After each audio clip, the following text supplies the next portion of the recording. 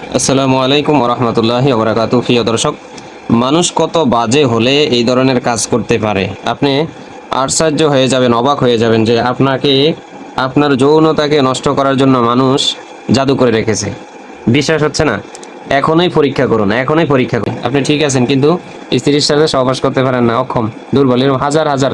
এটা আমি মনে করি এটা জানা ফরজ, ফরজ, এটা জানা ফরজ, এটা জানা ফরজ, ফরজ হয়ে গেছে।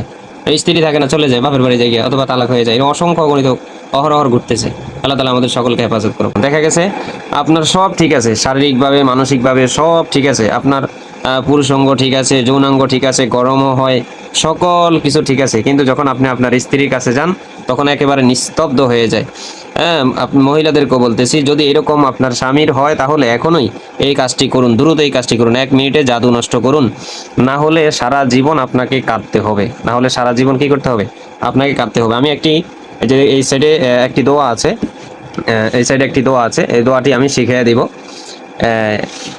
এর আগেই আমি বলতেছি, যেমন ফাতেমা রাদিয়াল্লাহু তাআলা, হ্যাঁ, শাইখুল ইসলাম ইবনে তাইয়্যিমা রহমতুল্লাহ আলাইহি এই ব্যাপারে ফতুয়া দিয়েছেন। আরও অনেক সাহাবীও বলেছেন, অনেক বুজুর্গ বলেছেন যে মানুষ কত বাজে হলে হতে পারে যে একজনের যৌবনতাকে নষ্ট করার জন্য, পুরুষত্বহীনতা করার জন্য মানুষ জাদু করে থাকে। আর এই কাজটি করে আমার মতন আপনার মতন যারা জানে তারা, এবং তারা কুফরি করে এই মানুষের এই যৌবনতাকে দুর্বল করে রাখে। আমি আলোচনা করব কিভাবে আপনি পরীক্ষা করবেন যে আপনার যৌবনতাকে জাদু করে রেখেছে, মানে জাদুর দ্বারা আপনার যৌবনতাকে নষ্ট করে রেখেছে, যৌবনের ক্ষমতাকে আপনার নষ্ট করে ফেলেছে। এটা কিভাবে পরীক্ষা করবেন? এক। দ্বিতীয় কথা হলো এটা কিভাবে নষ্ট করবেন? 2।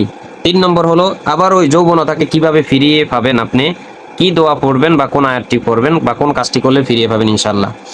আমরা অনেক সময় যৌবন দুর্বল দেখলে, হ্যাঁ, যৌন ক্ষমতা নষ্ট হলে, যৌন ক্ষমতা দুর্বল হলে আমরা ডাক্তারের কাছে যাই, হাজার হাজার টাকার মেডিসিন খাই, হাজার হাজার টাকা ব্যয় করি, কি লাভ হয়? কোনো লাভ নেই। আপনাকে যদি জাদুই করে রাখে, নষ্টই করে রাখে, সারা দিন রাত 24 ঘন্টা ডাক্তার বেটে খাওয়াই দিলেও আপনাকে কোনো কাজে আসবে না। সময় তো দিনই ভাই বোনেরা, আপনার যদি স্বামী অথবা আপনি নিজেও যদি এই পুরুষদেরকে বলছি, তোমাদেরকে বলছি ভাইয়েরা, তোমরা যদি নিজেরও এটার ভিতরে পড়ো, বা বোনদেরকে বলছি, তোমাদের স্বামীরা যদি এই ধরনের সমস্যায় ভোগে তাহলে এখনই পরীক্ষা করুন। মনে করেন আপনি কিভাবে জানবেন? মনে করেন আপনি ওষুধ খেয়েছেন কিন্তু কোনো কাজে হয় না, কিন্তু আপনি এমনি আলাদা থাকলে, আপনার স্ত্রী থেকে দূরে থাকলে আপনার যৌন ক্ষমতা ঠিক থাকে, যৌন ক্ষমতা ঠিক থাকে, যৌনাঙ্গ ঠিক থাকে, এবং যৌনাঙ্গ গরমও হয়, সেটি দাঁড়ায়ও, কিন্তু সব কিছু ঠিক আছে, মানে আপনি নিজেকে নিজে পরিপূর্ণ মনে করেন। শেষ এক কথা হলো, কিন্তু আপনি যখন আপনার স্ত্রীর কাছে যান, আর যখন সে তার স্ত্রীর নিকটবর্তী হয়, যে লেখা আছে, যখন সে তার স্ত্রীর নিকটবর্তী হয়, তার সাথে সংগ্রাম করতে ইচ্ছা পোষণ করে, সেই মুহূর্ত একেবারে সে অক্ষম হয়ে যায়। মানে এটা হলো জাদু। আপনার যৌবনতাকে যে জাদু করে নষ্ট করেছে, এটা হলো তার পরীক্ষা বা নিয়ম। যে স্ত্রীর কাছ থেকে দূরে থাকলে তার যৌনাঙ্গ কি থাকে? ঠিক থাকে, গরম ও কার্যকর থাকে, কিন্তু যখন সে তার স্ত্রীর নিকটবর্তী হয়ে যায়, হ্যাঁ, মিলামিশা করার জন্য, সেই মুহূর্তে একেবারে অক্ষম হয়ে যায়, অক্ষম হয়ে যায়, নিস্তব্ধ হয়ে যায়, অক্ষম হয়ে যায় সে। এটা হলো আপনার আপনি যে জাদুর মাধ্যমে বা কুফুরির জাদুর মাধ্যমে, নষ্টর মাধ্যমে আপনি অক্ষম, এটা তার প্রমাণ। এখন এই যে আরো কিছু ইয়ে রয়েছে, সাধারণ যৌন অক্ষমতা, স্ত্রীর নিকটে আর দূরে সব সময়, সেই জন্য সে পুরুষ যৌনাঙ্গ তার পুরুষ সঙ্গ কখনোই শক্তিশালী হয় না। আচ্ছা যাক, আপনি দূরে থাকলে, এক কথা হলো দূরে থাকলে সব ঠিক আছে, কাছে আসলে কোনো কিছুই ঠিক নাই। এই জন্য আপনাকে প্রথমে এটা কেটে ফেলতে হবে। আপনার এই যৌবন এটাকে যে নষ্ট করছে, এটাকে কেটে ফেলতে হবে। এই জন্য কয়েকটি কাজ করতে হবে। এটা 1 নম্বর পদ্ধতি। যেমন একটা পাত্রের মধ্যে সূরা ফালাক ও নাস পাঠ করে, একটা পাত্রের মধ্যে সূরা ফালাক এবং সূরা নাস পাঠ করে, বিসমিল্লাহি আরকিকা আল্লাহু ইয়াশফিকা মিন কুল্লি দাইন, এটা পুরাটা আপনি 7 বার পড়ে নেবেন।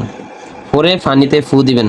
ওই পানি দিয়ে গোসল করবেন, এবং এই যে গোসলের কথা লেগেছে ওই পানি খাইবেন এবং গোসল করবেন, ঠিক আছে। আচ্ছা যাক, আরেকটি পদ্ধতি হলো মানে এই যেটা নষ্ট করার আরেকটি পদ্ধতি হলো, এগুলো সবই করবেন। দ্বিতীয় কাজ করবেন, যেখানে পরিষ্কার একটি পাত্রে পরিষ্কার কালি দিয়ে নিচের আয়াতগুলো লিখবেন।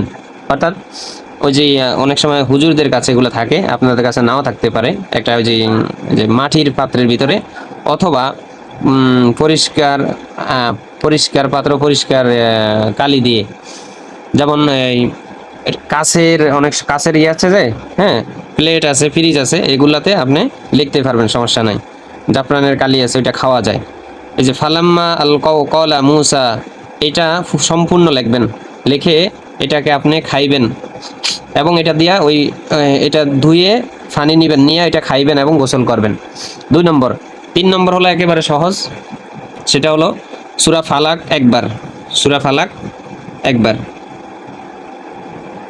সূরা ফালাক একবার, সূরা নাস একবার, দুইটা পরে একটা ফু দিবেন। যেমন সূরা ফালাক একবার, সূরা নাস একবার, দুইটা পরে একটা ফু। সূরা ফালাক একবার পড়বেন, সূরা নাস একবার পড়বেন, পরে দুইটা পরে একটা ফু দিবেন, দুইটা পরে একটা ফু দিবেন।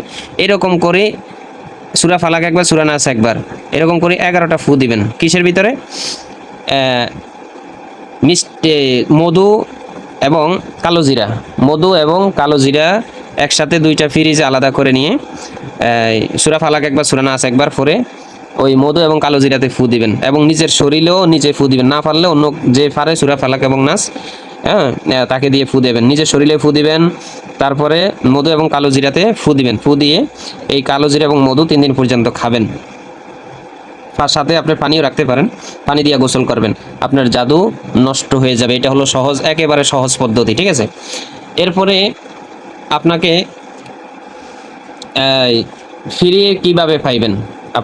আপনি যে যৌবনতাকে হারিয়ে ফেলছেন, এটা তো কেটে দিলে ঠিক হয়ে যাবে, তবে এর সাথে একটু আমল করলে আমার মনে হয় সবচেয়ে বেশি ভালো হয়, ঠিক আছে। কারণ আপনি মনে করেন যৌনতা আপনাকে জাদু করে নষ্ট করে ফেলেছে। মানুষ কত খারাপ, কত বাজে হলে হতে পারে আপনি জানেন না, যে মৃত ব্যক্তির মুখের মধ্যে তাবিজ ঢুকিয়ে দেয়। আপনি অবাক হয়েছেন, মৃত ব্যক্তির মানুষের মুখের ভিতর, মৃত ব্যক্তির মুখের ভিতরে জাদু করে তাবিজটা ঢুকিয়ে দেয় যাতে ওই পরিবার নষ্ট হয়ে যায়। এরকম অসংখ্য অগণিত পুরুষত্বহীনতায় ভুগছে জাদুর কারণে, জাদুর মাধ্যমে, ঠিক আছে। এখনই নষ্ট করুন, যেভাবে করছি। সূরা ফালাক একবার, সূরা নাস একবার, পরে একটা ফু দিবেন। এবার আবার সূরা ফালাক একবার, আবার নাস একবার, পরে আরেকটা ফু দিবেন। এরকম করে 11টা ফু দিবেন। পানি এবং মধু এবং কালো জিরা, 3টাতে ফু দিবেন, নিজের শরীরে ফু দিবেন, পানি দিয়ে গোসল করবেন, খাইবেন, কালো জিরাগুলো এগুলা মধুগুলো খাইবেন। এর সাথে যদি কেউ পারে, সম্ভবত আপনিও পারবেন, সূরা ফাতিহা 70 বার পড়বেন প্রতিদিন, 70 বার পড়বেন প্রতিদিন। আপনি 3 দিন পড়েন, অথবা 7 দিন পড়েন, 11 দিন পড়েন, ইনশাল্লাহ আপনার যৌবনতা ঠিক হবে এবং যৌনাঙ্গ আপনার ঠিক হয়ে যাবে। আপনি আগের যে শক্তি ছিল তার থেকে আরও 3 গুণ বেড়ে যাবে ইনশাআল্লাহ। এগুলা মিথ্যা নয়। মিথ্যা হইলে এই যে অনেক বড় একজন শাইখুল ইসলাম ইবনে তাইমিয়া রহমতুল্লাহ আলাই, ইনি অনেক বড় একজন বুজুর্গ, ওনারা এগুলা লিখতেন না, এগুলা বলতেন না। আসলে শেষ জমানার দিকে মানুষকে নষ্ট করার জন্য উঠে লেগে পড়বে, জাদু করার জন্য উঠে লেগে পড়বে।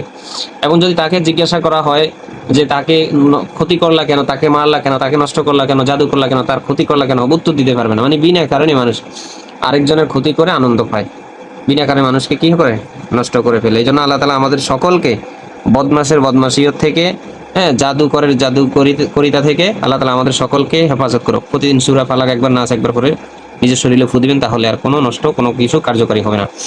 এই যে জিনিসগুলা বলছি এগুলা করেন, আপনি বোন হন অথবা ভাই হন, এই জিনিসগুলা করেন।